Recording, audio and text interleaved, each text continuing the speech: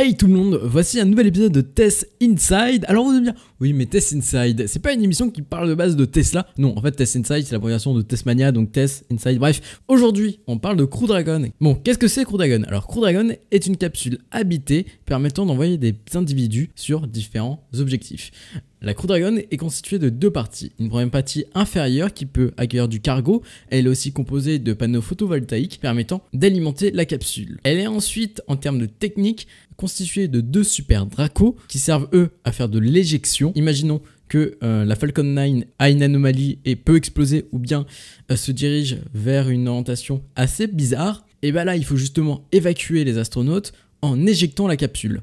Il y a eu bien sûr un test il n'y a pas très longtemps, donc avant Crew Demo 2. Ces super Dracos sont alimentés par un mélange hypergolique de peroxyde d'azote et du DMH qui représente ainsi une poussée de 73 kN.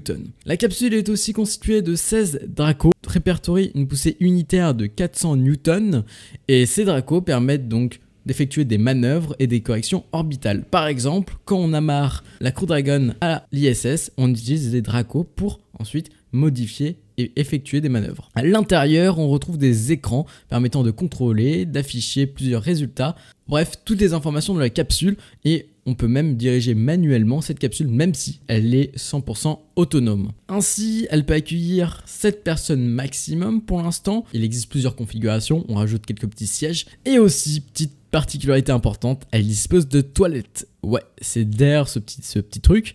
Et on les voit bien, ce sont des toilettes. On les a pas trop vues pendant les missions Crew Demo, mais on sait bien qu'il y a des toilettes dans la capsule. Mais je ne l'ai pas dit, la Crew Dragon est propulsée et donc fixée en haut d'une Falcon 9.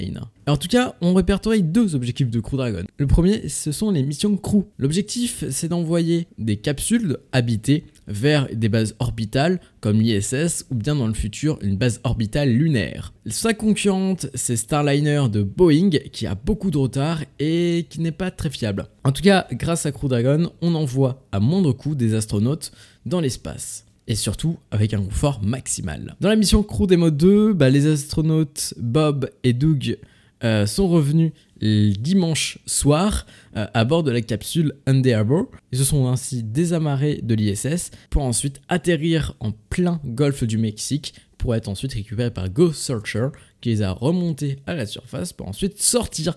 C'était une mission assez palpitante. Par ailleurs, il y a d'autres missions de ce style. On a Crew 1, donc une mission en soi officielle qui arrive très prochainement en automne, et Crew 2, composée de Thomas Pesquet. En tout cas, en ce qui concerne la capsule, l'objectif c'est bien sûr de récupérer au maximum les éléments. La zone habitable est ainsi récupérée, alors que la phase inférieure n'est pas récupérée parce qu'elle est simplement éjectée avant de rentrer dans l'atmosphère. L'objectif numéro 2, c'est le tourisme vers l'espace. Avec le concurrent Virgin Galactic appartenant à l'entrepreneur Richard Branson, la capsule SpaceX peut emmener des touristes dans l'espace. On parle d'une montée jusqu'à 800 km de la Terre, ce qui est assez énorme parce que l'ISS se situe à environ plus de 400 km, 800 km reste dans une orbite basse, donc aucun problème. Pour l'instant, nous n'avons aucun prix et aucune date, mais on sait très bien que Tom Cruise et quelques cadreurs vont être prochainement envoyés dans l'ISS pour un film. Tout est en négociation, mais voilà. On n'a pas plus d'informations, mais le tourisme spatial n'est pas que via Crew Dragon, mais aussi Starship.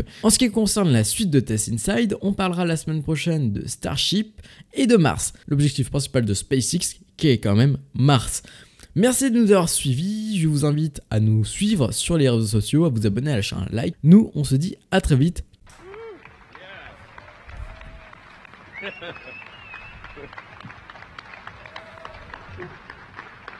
Thanks, Jim. Merci Jim. Ce que je veux dire après ces grands mots, c'est que je ne suis pas sûr d'avoir grand chose à ajouter en soi. Parce que Jim a vraiment tout dit. Mais je pense que cela annonce vraiment et fondamentalement une nouvelle ère dans le vol spatial, une nouvelle ère dans l'espace, dans l'exploration. Nous allons aller sur la Lune, nous allons avoir une base sur la Lune, nous allons envoyer des gens sur Mars et faire la vie multiplanétaire. Et je pense que ce jour annonce une nouvelle ère spatiale. L'exploration, c'est de quoi il s'agit. Les gens de SpaceX, les gars de la NASA, Hey Kelly.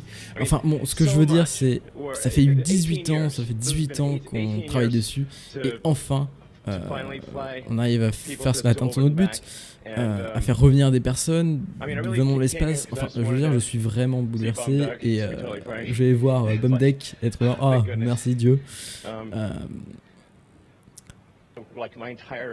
Là, toute l'adrénaline que j'ai vient juste d'être déversée. Enfin, c'est... Bref, merci mon Dieu, tu sais, et je ne suis pas très religieux, mais j'ai prié pour que cette mission soit une réussite. Donc c'est encore une fois merci à toutes les personnes de SpaceX, de la NASA, de la FAA. Jamais on n'aurait fait ça sans vous. Merci à l'US Air Force. Vous avez joué tous un rôle très important dans cette mission. Merci pour votre aquarium incroyable. Et ce que je pense, c'est que quelque chose, c'est important pour le monde entier. Ce monde peut prendre du plaisir et peut vraiment être comme une révélation de l'humanité. Et vous savez, ce sont ces moments difficiles où vous savez qu'il n'y a pas beaucoup de bonnes nouvelles. Et je pense que cette chose est l'une des choses qui est universellement bon où que vous soyez sur le planète Terre. C'est une bonne chose et j'espère que cette mission a illuminé votre journée. Merci.